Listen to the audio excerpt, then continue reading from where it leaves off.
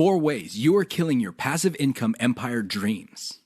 Make no mistake about it, one of the best ways to earn a living is to do it with as little work as possible. This doesn't mean that you're not going to do any kind of work. What passive income means is you work once, but you earn many times over. Compare this with active income, where you have to show up to work at your 9-to-5 job or you don't get paid. Active income boils down to no work, no pay. Passive income flips the script. You can work very little and still earn an income. With that said, if you're trying to build a passive income empire, you may be doing 4 things that may be killing your dreams. Worst of all, you're probably not aware of it. You settle for quick freelancing money. If you confuse building a passive income with making some money doing side jobs online for other people, you're doing it wrong. Freelancing is not the same as passive income building. This doesn't mean that you shouldn't do freelancing.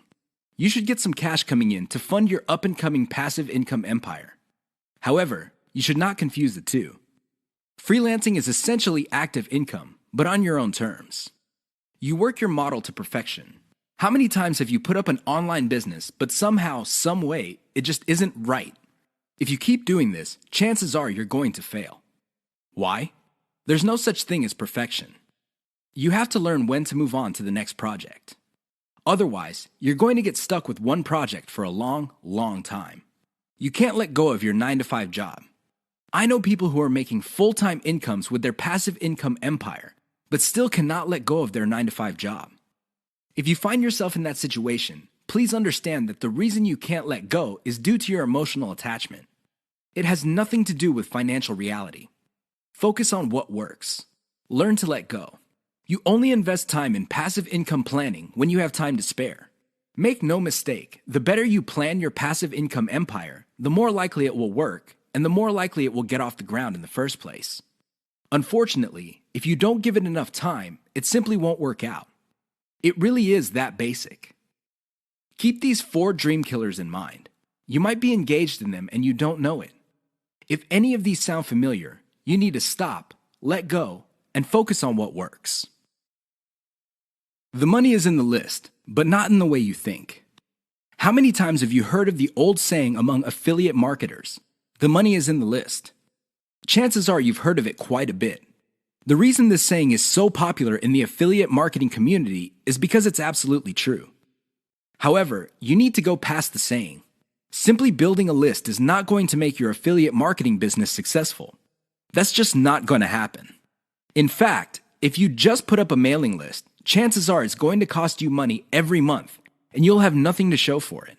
In other words, you'll be getting the same result as the vast majority of people who put up a mailing list. The reason for this is because they're not doing it the right way. You have to understand that the key to mailing list success is relationship building. That's what it is.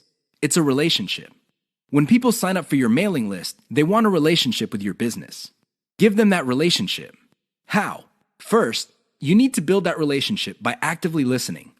People sign up to your list not because they have nothing else better to do.